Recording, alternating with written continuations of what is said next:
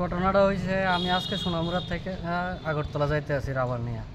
সরিলাম বাজারের আগে স্কুলের পরে এদিকে একটা ক্লাব আছে, একটা শিব মন্দির, একটা কালী মন্দির আছে এই জায়গাটা। তারা সাইন দিছিল, সাইন দিছে, দাঁড়াইছি পরে কইছে 5,000 টাকা চাঁদা লাগবে।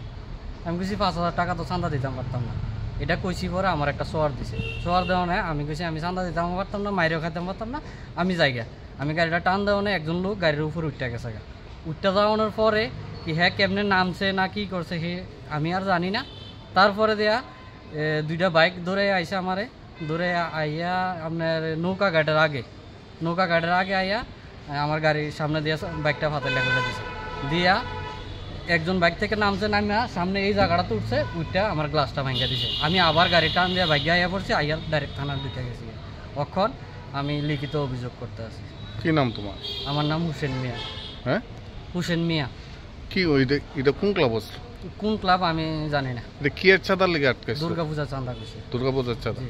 মুখ্যমন্ত্রী যে কইছিল এরকম মানে জোরপূর্বক ভাবে কারোর থেকে চাঁদা লওয়া যেত না, কি বলবো সে বিষয়টা নিয়ে? মুখ্যমন্ত্রী বলছে ঠিক আছে যে জোরপূর্বক কারোর থেকে পুজো চাঁদা নেওয়া যাবে না, কিন্তু কোনো ক্লাব মানছে না এ পর্যন্ত। আপনি দেখুন, এদিকে আসুন, আমি আপনাকে প্রমাণ দেখাচ্ছি। আমি ওই যে 200 টাকা আরও একটা চাঁদা দিয়েছি, আমার থেকে জোরপূর্বক রেখেছিল। আমি 50 টাকা দিয়েছিলাম, 50 টাকা মানেনি, তারপর আমি 200 টাকা দিতে হয়েছে। তারপরে তোমার উপরে গাড়ির উপরে আক্রমণ, আমাকে চর দিল। আমার গাড়ির সাথে একজন লোক ছিল যে গাড়ির মাল আছে, উনাকে মারলো, আমাকে মারলো।